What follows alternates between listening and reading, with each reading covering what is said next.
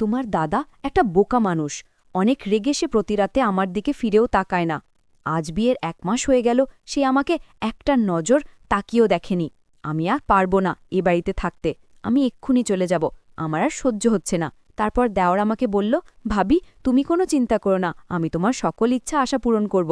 তাই একদিন রাতে যখন দেওয়ার তার কলেজের পড়াশোনায় খুব ব্যস্ত ছিল, তখন সেদিন রাতে আমার স্বামী শুয়ে যাবার পরে আমি লুকিয়ে দেওয়ারের ঘরে যাই। তখন দেওয়ারকে ওই এক অবিস্মরণীয় অবস্থায় দেখে তো আমি আর নিজেকে আটকাতে না পেরে তাকে চোখে চোখে সবকিছুই সাড়া করেছিলাম যে আমি আর পারছি না। তাই আমি তার সঙ্গে নিজের ইচ্ছে সেদিন রাতে বিলীন করেছিলাম। তারপর আমার দেওয়ারও খুব খুশি হয়ে আমাকে অনেক আদর ভালোবাসা দেয়। তারপর সারা রাত ধরে আমি ওর সাথে নিজের বউয়ের মতো করি। বন্ধুরা, মূল ভিডিওটি শুরু করার পূর্বে তোমাদের কাছে একটি রিকোয়েস্ট, তোমরা যারা যারা এখন আমার চ্যানেলটি সাবস্ক্রাইব করনি তারা প্লিজ আমার চ্যানেলটি সাবস্ক্রাইব করে পাশে থাকবেন। তাহলে এবার চলুন আসল ঘটনাটি শুরু করি। আপনারা হয়তো আবার ভাবছেন যে আমার স্বামী থাকা সত্ত্বেও আমি কেন দেওয়ারের ভালোবাসায় পড়েছিলাম। আসলে বিয়ের পরে আমি যখন শ্বশুরবাড়ি আসি তখন প্রত্যেকটা মেয়ের মতোই আমার চোখেও অনেক স্বপ্ন ছিল যে আমিও আমার স্বামীর সঙ্গে ঘুরতে যাব, আমার স্বামীর সঙ্গে অনেক সময় কাটাবো। কিন্তু আমি যা ভেবেছিলাম বিয়ের পরে তার সবকিছু উল্টো হয়েছিল। আসলে আমার স্বামী নিজের কাজ ছাড়া আর কিছুই বুঝত না। সে তো সবসময় নিজের কাজে ব্যস্ত থাকত এবং সে এতটাই রাগী স্বভাবের ছিল যে আমার একটু কিছু ভুল ত্রুটি হলে আমার ওপরে বকাবকি চিৎকার চেঁচামেচি শুরু করে দিত। শুধু তাই নয়, কোনো কোনো সময় তো আমাকে অনেক সময় মারধরও করত। এভাবে আমাদের বিয়ে হতে প্রায় 1 মাস হয়েছিল। আসলে প্রথম থেকেই আমার স্বামী আমার প্রতি কোনো গুরুত্বই দিত না। এমনকি বাসর রাতে আমার স্বামী ফোনে তার ক্লায়েন্টের সঙ্গে হিসেবপাতি করতে ব্যস্ত ছিল। আর বাসর রাতে স্বামীর অপেক্ষা করতে করতে আমি শুয়ে পড়েছিলাম, কারণ আমিও তো অনেক বেশি ক্লান্ত ছিলাম। তারপর সকালবেলা যখন চোখ খুলে দেখি তখন দেখি আমার স্বামী স্নান করে তৈরি হয়ে আমাকে ঘুম থেকে তুলে বলেছিল তাকে নাকি আগামী কালকেই এই অশোকনগরে চলে যেতে হবে জরুরি কাজের জন্য।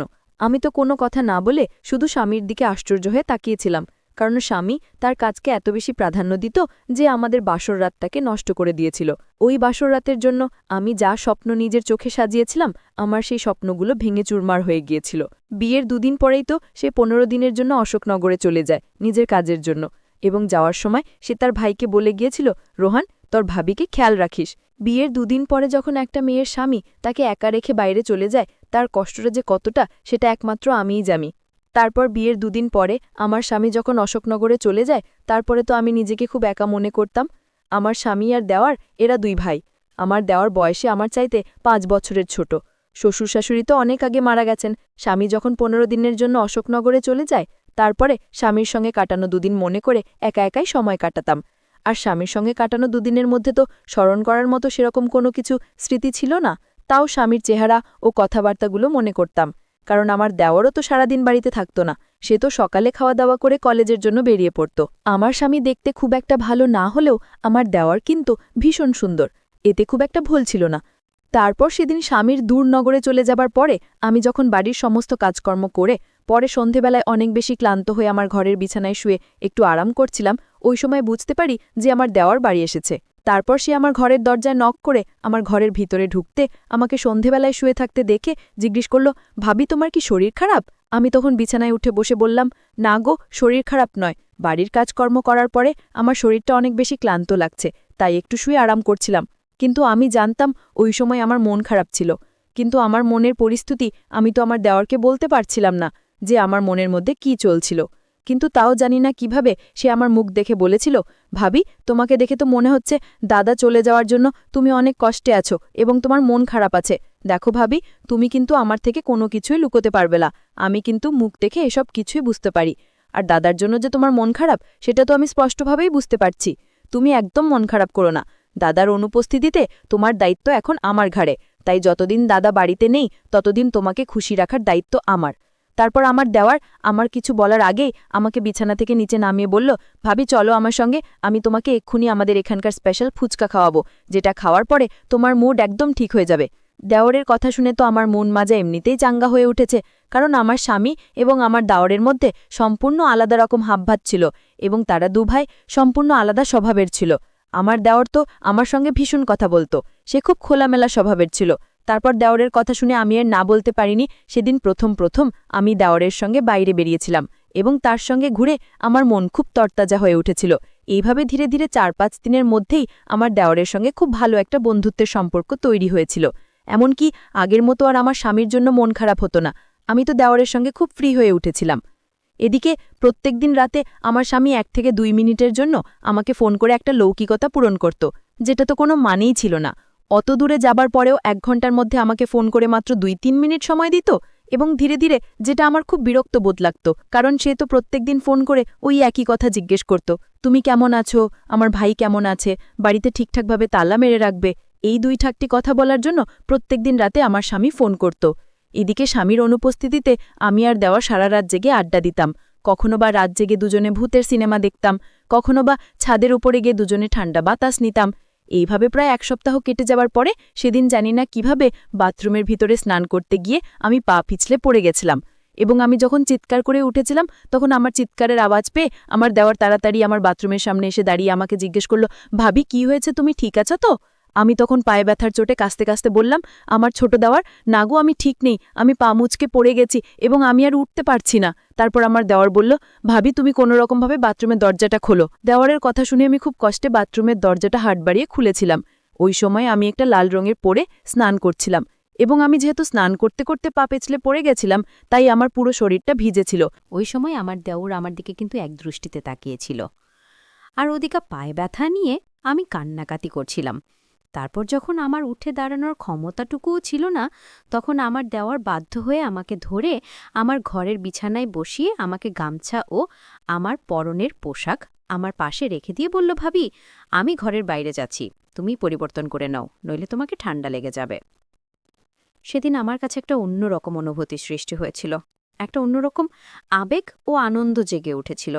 সেদিন আমার দেওয়ারের এইরকম আচরণ দেখে আমার ভীষণ ভালো লেগেছিল, এবং আমি দেওয়ারকে নিয়ে মনে মনে অনেক রকম স্বপ্ন দেখতে শুরু করেছিলাম, কারণ আমি তো মনে মনে তাকে ভালোবাসতে শুরু করেছিলাম। তারপর ধীরে ধীরে যতদিন যায় আমার কিন্তু ততই তাকে দেখে ভালো লাগতে শুরু হয়। আমি তার পছন্দ খাবার দাবার ও তার সবকিছুরই খেয়াল রাখতাম। এমনকি সেদিন যখন আমার পা মচকে গিয়েছিল, তখন আমার পায়ে কিন্তু ভীষণ ব্যথা ছিল। তাই দেওয়ার বলল, ভাবি আমি কিন্তু একজন ছোটখাটো ডাক্তার, ভাবি তুমি একদম চিন্তা করো না, তোমার সব ব্যথা বেদনা আমি দূর করে দেব। এই বলে সে আমার পায়ে মাসাজ করে দিচ্ছিল। আমার পায়ে যখন মালিশ করতে শুরু করলো, তখন কিন্তু আমার ভীষণ আরাম লাগছিল, এবং আমার পায়ের ব্যথা কমে গেল। আমি কিন্তু দেওরের জন্য সেজে গুজে তৈরি হয়ে থাকতাম, এবং বাহানা খুঁজতাম যে আমার দেওরের কাছে যাওয়ার জন্য, কারণ বিয়ের পরে যেই যত্ন আমার স্বামীর কাছ থেকে পাওয়া উচিত ছিল সেটা তো আমি দেওরের কাছে পেয়েছিলাম। তাই আমি দেওরকে মন থেকে ভালোবেসে ফেলেছিলাম, এবং সেদিনের পর থেকে আমি পায়ে ব্যথা বাহানা করে প্রত্যেক দিন তার সামনে ন্যাকা কান্না করতাম। আর সে আমার কান্না দেখে বলতো, ভাবি তুমি চিন্তা করো না, আমি এক্ষুনি পায়ে মালিশ করে দিচ্ছি। আর আমি সেটা মন থেকে অনুভব করতাম। ওদিকে পরের দিন কেটে যাওয়ার পরে যখন আমার স্বামী বাড়ি ফিরে আসে, তখন তখন তার আসল চেহারা আমার সামনে ফুটে ওঠে। কারণ একটা মানুষকে কিন্তু 2 দিনের মধ্যে কখনোই চিনতে পারা যায় না, যতক্ষণ না সেই মানুষটার সঙ্গে সারাদিন কাটানো হয়। একটা মানুষের সঙ্গে আমি যত সময় কাটাবো, ততই আমি তাকে চিনতে পারবো। এদিকে আমার স্বামী বাড়ি ফিরে আসায় আমি কিন্তু খুশি ছিলাম না, কারণ আমি দেওয়ারের সঙ্গে খুব ভালো সময় কাটাচ্ছিলাম। দেওয়ার আমার মনের ইচ্ছা পূরণ না করলেও সে আমার খুব যত্ন করত এবং খুব খেয়ালও রাখত। কিন্তু আমি এটা জানতাম না যে দেওয়ারের মনে আমার প্রতি কী ছিল। আদৌ কি সে আমাকে মনে মনে ভালোবাসত, নাকি সে আমাকে নিজের দাদার বউ মনে করে শুধু আমার যত্ন করত? আমি তো কিছুই বুঝতে পারছিলাম না যে দেওরের মনের মধ্যে আমার প্রতি কী ছিল, সে কেন এত আমার যত্ন করত, খেয়াল রাখত। এদিকে আমার স্বামী বাড়ি ফিরে আবার সেই আগের মতোই নিজের ব্যবসার কাজে ব্যস্ত হয়ে পড়েছিল। এমন নয় যে সে আমাকে রাতের বেলায় একটু, আমিও একটা মানুষ ছিলাম, আমার একটা ইচ্ছে বলে কিছু ছিল। আমি স্বামীর কাছে যেতেই সে আমার উপর চিৎকার করে বলতো, তোমার কি আর কোনো কাজকর্ম নেই? তুমি দেখতে পাচ্ছ না আমি অফিসে খুব একটা জরুরি কাজে ব্যস্ত আছি, যাও গিয়ে চুপচাপ শুয়ে পড়ো। আমার স্বামী তো আমার দিকে কোনো গুরুত্বই দিত না। তারপর সেদিন আমি যখন স্বামীর কথায় অনেক বেশি কষ্ট পেয়ে মন খারাপ করে রাগ করে রুম থেকে বেরিয়ে ছাদের উপরে গিয়ে চুপচাপ বসেছিলাম আর স্বামীর কথাগুলো মনে করে কাঁদছিলাম, ঠিক ওই সময় আমার দেওরও ছাদের উপরে আমার কাছে এসে হাজির হয়েছিল, এবং আমার চোখের জল দেখে আমাকে ধরে আমার চোখের দিকে তাকিয়ে আমার চোখের জল মুছে জিজ্ঞেস করল, বৌদি তুমি এত রাতে ছাদে কি করছো, আর তুমি কাঁদছো কেন? এতদিন পরে দাদা বাড়ি ফিরে এসেছে, তাই তোমাকে তো আজ রাতে দাদার সঙ্গে সময় কাটানো উচিত ছিল। আমি তখন ওই সময় নিজের আবেগ ধরে রাখতে না পেরে দেওয়ারকে বলেছিলাম, তোমার দাদা এখন পর্যন্ত আমার চেহারার দিকে তাকিয়েই দেখেনি, আমি একটা মানুষ, আমার ইচ্ছে বলে কিছু আছে।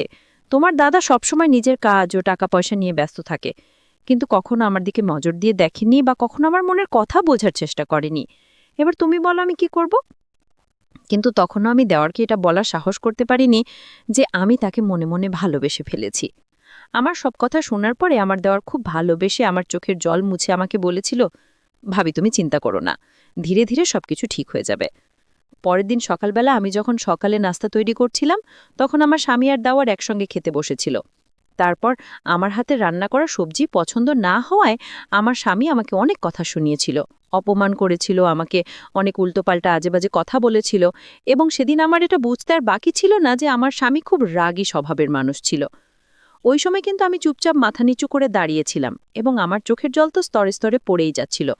আমার চোখের জল দেখে আমার ছোট দেওয়ার তার দাদাকে বলেছিল, সামান্য একটা তরকারির জন্য তুমি ভাবিকে এত কথা শুনিয়ে দিলে। আমার দেওয়ার খুব ভালোভাবেই জানতো যে তার দাদা খুব রাগী স্বভাবের মানুষ, কিন্তু আমি সেদিন জানতে পেরেছিলাম যে আমার স্বামী ভীষণ রাগী স্বভাবের মানুষ। তারপর আমার দেওয়ারের কথা শুনে আমার স্বামী তার ভাইয়ের দিকে অনেক এগিয়ে বড় বড় চোখ করে তাকিয়েছিল এবং আমাদের সঙ্গে কোনো কথা না বলে চুপচাপ নিজের অফিসের জন্য বেরিয়ে পড়েছিল। সেদিন আমার স্বামী চলে যাওয়ার পরে আমি দেওয়ারকে বলেছিলাম, দেখো, তোমার দাদা যদি আমার সঙ্গে এরকম সবসময় দুর্ব্যবহার করে, তাহলে আমার এই বাড়িতে থাকার কোনো মানে হয় না। তাই আমি আজকে এই মুহূর্তে এই বাড়ি ছেড়ে চলে যাব। এমনিতেও বিয়ে হতে কাছাকাছি 1 মাস হতে চলল, তাই আমি আজকেই বাড়ি ছেড়ে চলে যাব। তারপর আমার দেওর অনেক ভালোবেসে আমাকে বলল, ভাদি আমার কথাটা একবার শোনো। আমি কিন্তু তখন আমি দেওরের কোনো কথা শুনিনি। আমি তখন দেওরকে অনেক এগিয়ে বলেছিলাম, যখন স্বামীর ভালোবাসা আবদার কিছুই পাবো না, তাহলে আমি কিসের জন্য এই বাড়িতে থাকব? আমি যখন রাগ করে জামাকাপড় সুটকেস গোছাতে শুরু করেছিলাম, তখন হঠাৎ করে আমার দেওর বলেছিল, তুমি একদম চিন্তা করো না, আমি এবার সবকিছু ঠিক করে দেব। যখন সে আমাকে এটা বলেছিল, তখন আমি বুঝে গিয়েছিলাম যে তার মনেও নিশ্চয়ই আমার প্রতি কিছু না কিছু তো আছে, না হলে সে এত ভালোবেসে আমাকে আটকে রাখবে কেন? বন্ধুরা, তারপর আমি আমার দেওরকে নিয়ে সংসার শুরু করেছিলাম। বন্ধুরা, আজকের গল্পটা এখানেই শেষ করলাম। ভালো লাগলে চ্যানেলটি সাবস্ক্রাইব করে পাশে থাকবেন। ধন্যবাদ।